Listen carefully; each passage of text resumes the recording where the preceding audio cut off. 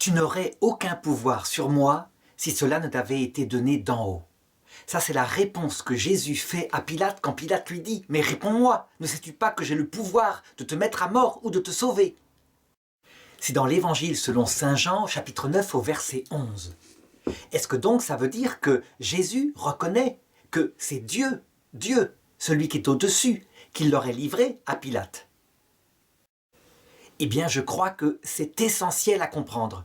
C'est quelque chose qui, à l'heure actuelle, au XXIe siècle, est souvent rejeté par les théologiens ou par les gens, parce que lorsqu'ils sont livrés à des malheurs, ils se disent « ça ne peut pas venir de Dieu tout de même ».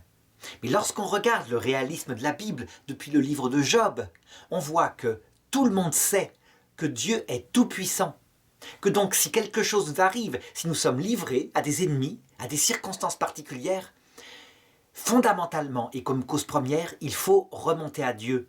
Certes, on a raison de regarder les propres responsabilités qu'on peut avoir, nos propres erreurs, les erreurs des autres, l'acharnement des autres, mais si Dieu le voulait, une parole qui par exemple nous fait passer de la plus grande gloire à la plus grande déchéance, parce qu'elle a été prononcée au mauvais moment, elle nous a échappé, Dieu pourrait l'empêcher.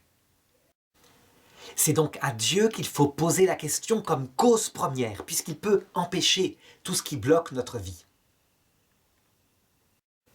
Reste à savoir pourquoi Dieu permet cela. Et habituellement, on se dit, mais Dieu est amour, il ne peut pas permettre ça, puisque moi je ne permettrai pas cela pour mes enfants.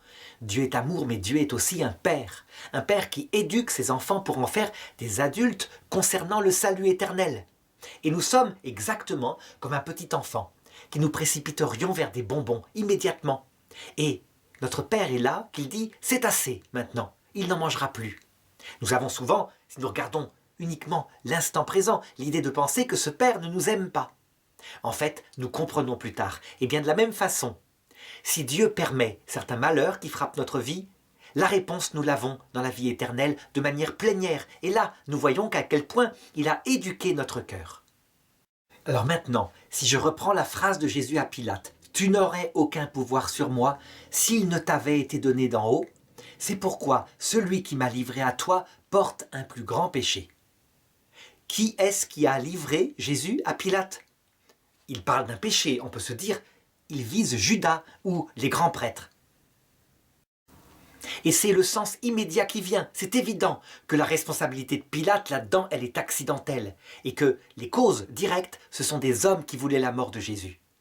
Mais en fait, il y a une autre manière de lire cela. Celui qui m'a livré à toi porte un plus grand péché. Ça peut vouloir dire Dieu qui a permis que je sois livré à toi porte le péché que tu vas commettre. Attention, entendons-nous bien, je ne suis pas en train de dire que Dieu pêche. Dieu ne pêche pas. Ce n'est pas cela que je veux dire. Là, c'est un repère très net. Dieu ne fait que le bien pour notre bien. Je veux dire par là que Pilate va pécher. Il va commettre un péché par lâcheté, par faiblesse. Il est dans une situation indescriptible, à savoir qu'il voudrait bien sauver Jésus. Sa femme l'a même prévenu que c'était injuste. Mais il ne peut pas, parce qu'il est dans un dilemme. Il va choisir, entre guillemets, le moindre mal. C'est pas le moindre mal de livrer un innocent pour hypothétiquement sauver des gens qui l'accusent. Mais en le faisant, lorsqu'il va arriver à l'heure de sa mort, face à Dieu, eh bien, Dieu se fera son avocat et prendra sur lui le péché de faiblesse et d'ignorance qu'il a commis. Il n'en rendra pas Pilate coupable. Ce serait trop lourd à porter. Il se fera donc son avocat en disant « Tu étais mis dans une circonstance particulière, tu as fait dans ta lâcheté, dans ton péché, ce que tu as estimé devoir faire. Demande pardon pour le péché. Mais je prends sur moi la part qu'était cette situation. » Voilà ce que ça veut dire. Et donc quand on dit que Dieu prend notre péché sur lui, c'est réel. Seul un péché, il ne le prend pas sur lui. Quand on le maintient face à lui, à l'heure de la mort, obstinément, ce qu'on appelle le blasphème contre l'Esprit Saint. Là, il ne peut pas le prendre sur lui. La personne est totalement maîtresse d'elle-même en enfer. Elle est libre. Elle veut y rester. Et c'est son choix.